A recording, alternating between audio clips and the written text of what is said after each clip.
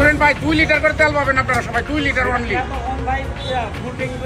না দেওয়া হচ্ছে এই মাত্র আমি গেজেট পাইছি আমি সরকারি গেজেট পাইছি। পকেটের টাকা থাকলেও মিলবে না তেল। পেট্রোল অকটেনের নতুন লিমিট।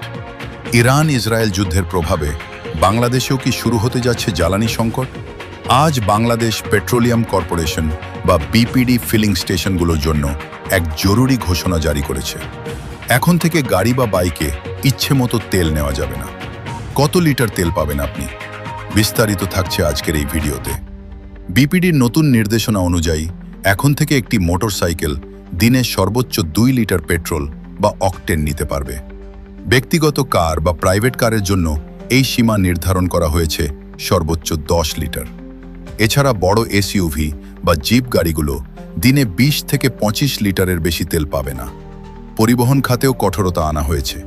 লোকাল বাস 70 থেকে 80 লিটার এবং দূরপাল্লার ট্রাক বা বাসগুলো 200 থেকে 220 লিটার পর্যন্ত ডিজেল নিতে পারবে।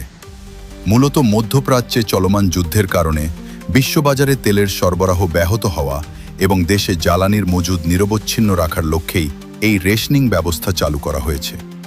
বিপিডি জানিয়েছে, পাম্পগুলোতে তেল নেওয়ার সময় অবশ্যই আগের মেমো বা রসিদ দেখাতে হবে। অর্থাৎ আপনি একদিনে একাধিক পাম্প থেকে তেল নিয়ে স্টক করতে পারবেন না।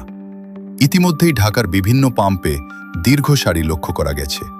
এই ঘোষণার ফলে পরিবহন ভাড়ায় কোনো প্রভাব পড়বে কিনা তা নিয়ে সাধারণ মানুষের মধ্যে উদ্বেগ বাড়ছে।